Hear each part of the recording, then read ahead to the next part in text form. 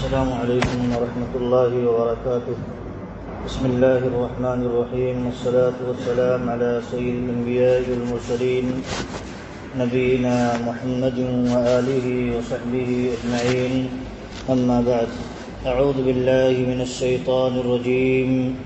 وقلنا یا آدم اسکن انت وزوجک الجنہ وَكُلَا مِنْهَا رَغَدًا حَيْثُ شِئْتُمَا وَلَا تَقْرَبَا هَذِهِ الشَّجَرَةَ فَتَكُونَا مِنَ الظَّالِمِينَ. فَأَزَلَّهُمَا الشَّيْطَانُ عَنْهَا فَأَخْرَجَهُمَا مِمَّا كَانَا فِيهِ وَقُلْنَا اهْبِطُوا بَعْضُكُمْ لِبَعْضٍ عَدُوٌّ وَلَكُمْ فِي الْأَرْضِ مُسْتَقَرٌّ وَمَتَاعٌ إِلَى حِينٍ. اور ہم نے کہا اے آدم، تم اور تمہاری بیوی جنت میں رہو اور جہاں سے چاہو خوب سیر ہو کر کے کھاؤ پیو، لیکن اس درخت کے قریب نہیں جانا ورنہ تم ظالم ہو جاؤ گے. لیکن شیطان نے ان کو بہکا دیا اور ان دونوں کو جنت سے نکلوا دیا، اور ہم نے کہا تم اتر جاؤ، تم میں کا بعض کا دشمن ہے، اور تمہارے لیے زمین میں ایک مقررہ وقت کے لیے ٹھہرنا ہے اور فائدہ اٹھانا ہے.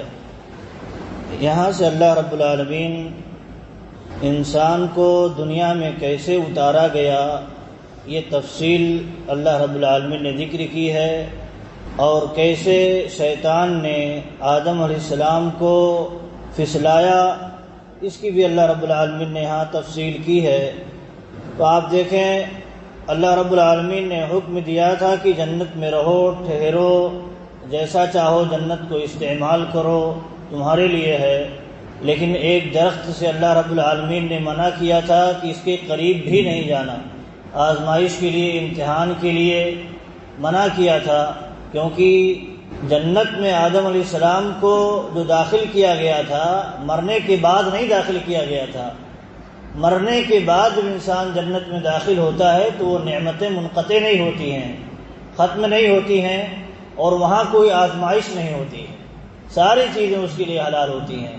لیکن ابھی دنیا میں انہیں اللہ رب العالمین بھیجنا چاہتا تھا، اسی لیے اللہ رب العالمین نے امتحان کے لیے، آزمائش کے لیے، اور انسان جو پیدا کیا گیا ہے دنیا میں مرنے سے پہلے جو اسے زندگی دی گئی ہے آزمائش کے لیے دی گئی، تو وہ مرحلہ چونکہ باقی تھا، اسی لیے اللہ رب العالمین نے جنت میں بھی ان کے لیے آزمائش کا ایک پہلو رکھ دیا، امتحان کا ایک پہلو رکھ دیا کہ ایک درخت ہے، اس کے قریب نہیں جانا، اس کے علاوہ جنت کو جیسا چاہو استعمال کرو.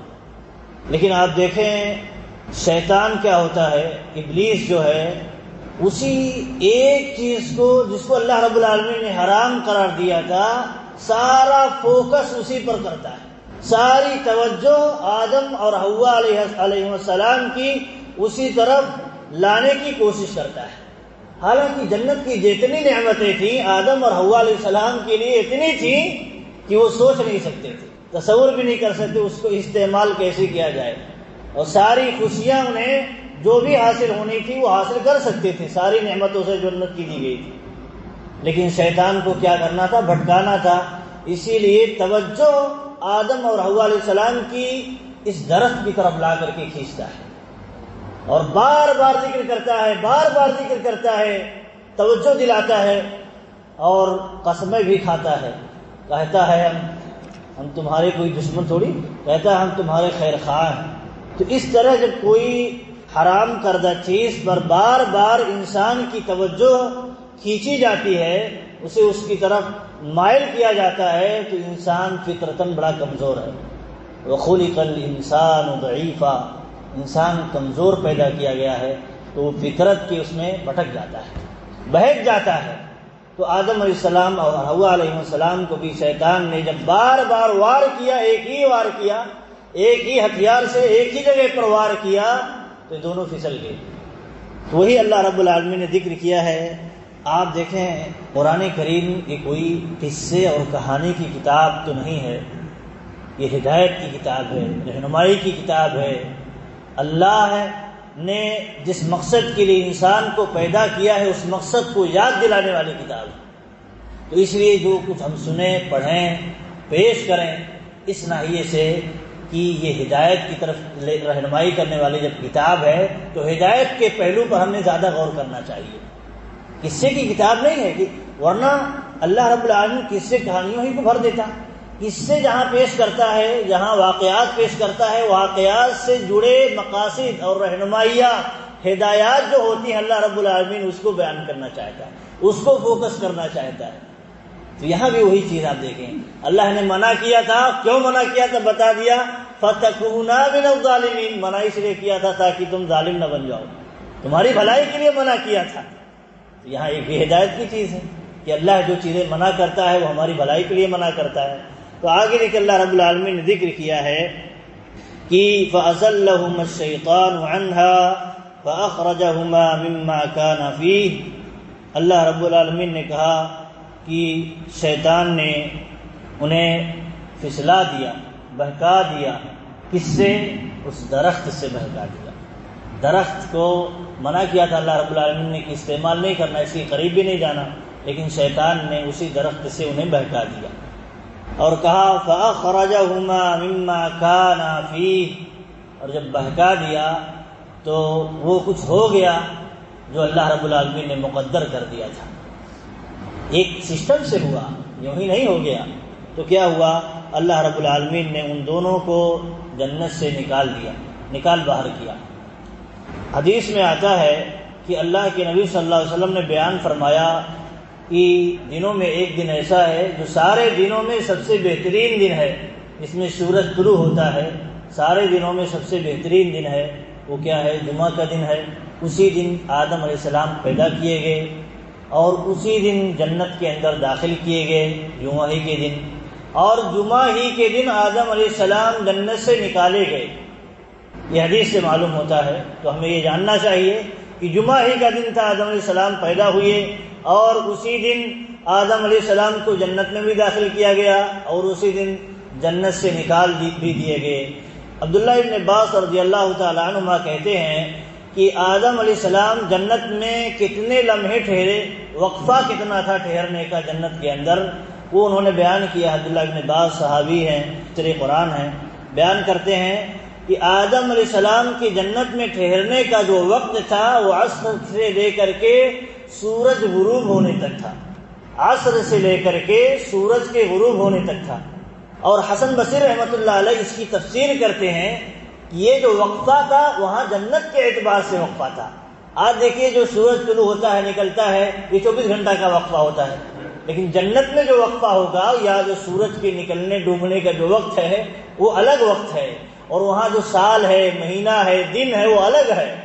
تو وہ اندازہ بیان کرتے ہیں، وہ یہ ہے کہ 130 سال دنیا کے حساب سے آدم علیہ السلام جنت میں ٹھہرے، آدم اور حوا علیہ السلام جنت میں ٹھہرے تھے 130 سال۔ تو یہ جو وقفہ ہے کہ اللہ رب العالمین نے جو ذکر کیا اور نبی صلی اللہ علیہ وسلم جو ذکر کیا کہ جمعہ ہی کے دن پیدا ہوئے، جمعہ کے دن جنت میں داخل ہوئے اور جمعہ ہی کے دن جنت سے نکالے بھی گئے، تو وہاں کے حساب سے یہ چیز سمجھ میں آتی ہے، ایک ہی دن میں سارا ہو گیا۔ لیکن یہ چیز دنیا کے اعتبار سے ہم اگر ڈیوائڈ کرتے ہیں، تقسیم کرتے ہیں، تو یہ ہوتا ہے، یہ بنتا ہے حسن بصری رحمۃ اللہ علیہ کے قول کے مطابق 130 سال بنتا ہے کہ آدم علیہ السلام اور حوا علیہ السلام جنت میں اتنے سالوں تک ٹھہرے رہے۔ تو اتنے سالوں تک ٹھہرے رہے تو آدم علیہ السلام کو جنت سے نکالنے کے لیے شیطان نے چالیں چلی اور بار بار کوششیں کرتا رہا اور کسی اور طرف دھیان نہیں دیا، کسی اور چیز کی طرف انہیں بھٹکانے کی کوشش نہیں کیا، کیونکہ ساری چیزیں حلال تھیں اور حلال ذریعے سے آدم علیہ السلام کو جنت سے نہیں نکال سکتا۔ تو کیا کیا، جو حرام چیز تھی اسی پر سارا فوکس کر دیا، سارا فوکس۔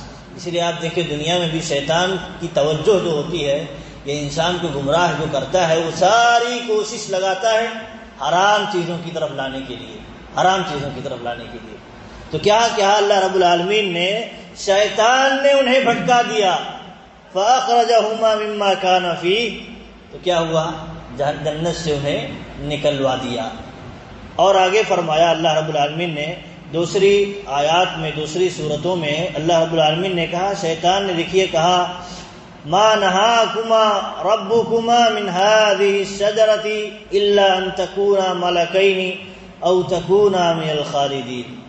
اللہ رب العالمین نے اس لیے منع کیا ہے تاکہ تم ابھی انسان ہو، انسان ہی بنے رہو، اس لیے اللہ رب العالمین نے تمہیں اس درخت کو کھانے سے منع کیا ہے. اگر تم کھا لو تو کیا ہو جاؤ گے؟ تم فرشتہ بن جاؤ گے اور تم ہمیشہ جنت میں ٹھہرنے والے بن جاؤ گے. جنت میں ہمیشہ ابھی تم جنت میں ہمیشہ نہیں ٹھہرنے والے ہو، جانتے ہو؟ ہمیشہ نہیں ٹھہرنے والے ہو جنت میں. مرنے کے بعد تمہارے لیے ہمیشہ کے لیے ٹھہرنے کی جگہ ہوگی، ابھی یہ تمہارے لیے ہمیشہ کے لیے نہیں ہے. تو کیا ہے، تم یہ درخت اگر کھا لو گے، درخت کا پھل کھا لو گے، استعمال کر لو گے، تو تم ہمیشہ جنت میں رہنے والے بن جاؤ گے یا تم فرشتہ بن جاؤ گے.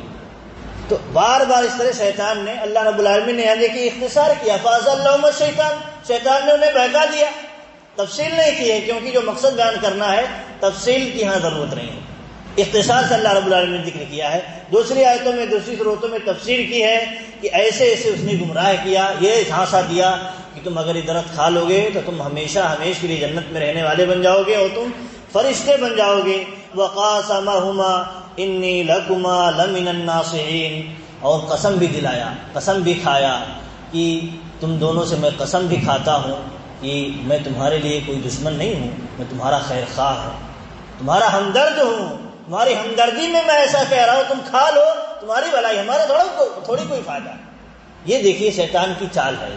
تو اللہ رب العالمین نے یہاں جو یہ واقعہ ذکر کیا ہے، شیطان کی چالوں سے ہمیں آگاہ کیا ہے، شیطان کی چالوں سے، اس کی خطرناک چالوں سے ہمیں آگاہ کیا. ہم ہوشیار رہیں، ہم سمجھ نہیں پائیں گے وار کیسا ہو رہا ہے، ہماری ہمدردی کا بہانہ کر کے ہمارے پیٹھ میں وار کرنے والا ہے، ہمیں پتہ ہی نہیں ہوگا.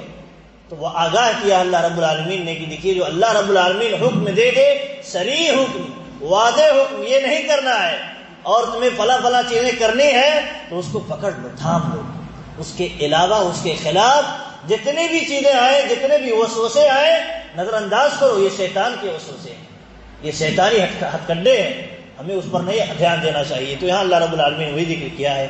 تو اللہ رب العالمین نے جب یہ آدم حوا علیہ السلام درخت کا پھل کھا لیے تو اللہ نے انہیں آگاہ کیا، کہا وَنَادَاهُمَا رَبُّهُمَا أَلَمْ أَنْهَكُمَا عَنْ تِلْكُمَا الشَّجَرَةِ وَأَقُلْ لَكُمَا إِنَّ الشَّيْطَانَ لَكُمَا عَدُوٌّ مُبِينٌ. اللہ نے انہیں ڈانٹا، سرزنش کی کہ کیا میں نے تمہیں منع نہیں کیا تھا اس درخت کا پھل کھانے سے، اس درخت کے قریب جانے سے منع نہیں کیا تھا؟ منع کیا تھا. تو اللہ کی بات مانے رہتے، پکڑے رہتے. آگے کہا اللہ رب العالمین نے، کیا تم سے میں نے نہیں کہا تھا یہ شیطان تمہارا دشمن ہے؟ دشمن ہے. اور اللہ رب العالمین نے اس دشمن سے بچنے کے لیے جو ہتھیار دیا ہے وہ کیا ہے؟ کہا یا ایھا الذین آمنوا ادخلوا فی السلم کافۃ ولا تتبعوا خطوات الشیطان انہ لکم عدو مبین. وہ ہتھیار یہ ہے، اے مومنو تم اسلام میں پورے کے پورے داخل ہو جاؤ، یہی ہتھیار ہے شیطان سے بچنے کا. اور کہا شیطان کی چالوں کی پیروی نہیں کرنا کیونکہ وہ تمہارا کھلا ہوا دشمن ہے. یہ اللہ رب العالمین نے واضح کر دیا ہے. تو یہاں دیکھیے وہ چال اتنی چلا گہرائی سے چلا، بار بار چلا کہ آدم علیہ السلام بھول گئے. اللہ کے نبی صلی اللہ علیہ وسلم نے کہا وَنَسِيَ آدم فَنَسِيَتْ ذُرِّيَّتُهُ، آدم علیہ السلام بھول گئے تو یہ بیماری ان کی ذریت میں بھی آ گئی، بھولنے کی بیماری. اور کہا کہ وَخَطِئَ آدَمُ فَخَطِئَتْ ذُرِّيَّتُهُ، آدم علیہ السلام نے غلطی کی تو غلطی کرنے کی بیماری ان کی ذریت، ان کی نسل میں بھی آ گئی. کہتے ہیں جب باپ کوئی غلطی کرتا ہے تو اس کی نقش قدم پر اس کی اولاد بھی چلتی ہے، تو وہ بیماری اس کے ہاں بھی آ جاتی ہے. تو آدم علیہ السلام کے بارے میں اللہ کے نبی صلی اللہ علیہ وسلم نے کہا وہ بھول گئے، اللہ کے حکم کو بھول گئے. اور شیطان نے اتنا یاد دلایا، اتنی قسمیں کھایا، اسی کے اس میں پڑ گئے اور پھسل گئے. تو اللہ رب العالمین نے ذکر کیا ہے. تو اللہ نے کہا دیکھیے جنت میں ٹھہرنا تھا تو بغیر معصیت کی، جنت میں معصیت کی گنجائش نہیں ہے. اور جب معصیت سرزد ہو گئی اللہ نے کہا وَقُلْنَا اهْبِطُوا بَعْضُكُمْ لِبَعْضٍ عَدُوٌّ، جاؤ نیچے اتر جاؤ، جنت سے نیچے زمین میں اتر جاؤ. بعض کا دشمن ہوگا، بعض کا دشمن یعنی ابلیس اور اس کی ذریت آدم اور آدم علیہ السلام کی ذریت کی دشمن ہوگی. دونوں کا ٹکراؤ رہے گا. اور کہا تمہارے لیے زمین میں ایک وقت مقررہ تک ٹھہرنا ہے، ایسا نہیں تم ہمیشہ کے لیے دنیا میں جا رہے ہو، زمین میں جا رہے ہو، نہیں، ایک وقت کے لیے جا رہے ہو پھر مر جانا ہے۔ اور کہا وہ متاع الی حین، اور جو کچھ دنیا میں تمہارے لیے زندگی گزارنے کا جو سامان ملا ہے وہ بھی ایک تھوڑے سے لمحے کے لیے، وہ ہمیشہ کے لیے نہیں ہے، ختم ہو جائے گا۔ تو اللہ رب العالمین نے یہ ایسے دنیا کے اندر آدم علیہ السلام کو بھیجا۔ یہ دیکھیے کوئی تفصیل، یہ تفصیل کسی بھی کتاب میں آپ کو نہیں ملے گی، اتنے یقین کے ساتھ، اتنے ٹھوس دلیلوں کے ساتھ، اتنے مضبوط دلیلوں کے ساتھ، جس پر کوئی شک کی گنجائش نہیں ہے، کسی بھی کتاب میں آپ کو نہیں ملے گی۔ آپ دیکھیے آدم علیہ السلام کو پیدا کرنے سے لے کر کے دنیا میں بھیجنے تک کی تفصیل اللہ رب العالمین نے بیان کر دی ہے، کسی بھی کتاب میں نہیں ہے۔ بہت سارے لوگ جو سائنس کا طبقہ ہے آج انسان کو، انسان کا جو مقام و مرتبہ اللہ نے دیا ہے وہ ماننے کے لیے تیار نہیں ہے۔ یہ انسان کو جانور سے بڑھ کر کے سمجھتے ہی نہیں، یہ بندر تھا، بندر سے ترقی کر کے انسان میں، اس سے زیادہ نہیں سمجھتے ہی۔ اور اللہ رب العالمین نے دیکھیے جو مقام دیا ہے وہ بیان کرتا ہے اپنی کتاب میں۔ تو ہمارا جو ایمان ہوتا ہے اللہ رب العالمین کی کتاب پر، تو اس باتوں پر بھی ایمان ہوتا ہے کہ اللہ رب العالمین نے ہمیں مقام کیا دیا تھا، فرشتوں سے سجدہ کرایا، جنت میں رکھا اور جنت سے کیسے نکالا، اور بھی وعدے بیان بھی کیا کہ کیسے شیطان ہمیں گمراہ کرتا ہے، اس کی چالوں سے بھی ہوشیار رہنا ہے۔ تو یہ سب چیزیں تھیں جو ان آیتوں کے متعلق تھی۔ اللہ رب العالمین سے دعا ہے اللہ رب العالمین ہمیں شیطانی چالوں سے محفوظ رکھے، اور اللہ رب العالمین دین اسلام پر ہمیں قائم رکھے، اور کتاب و سنت کی زندگی گزارنے کی توفیق دے، آمین۔ صلی اللہ علیہ نبینا محمد و آلہ وصحبہ اجمعین۔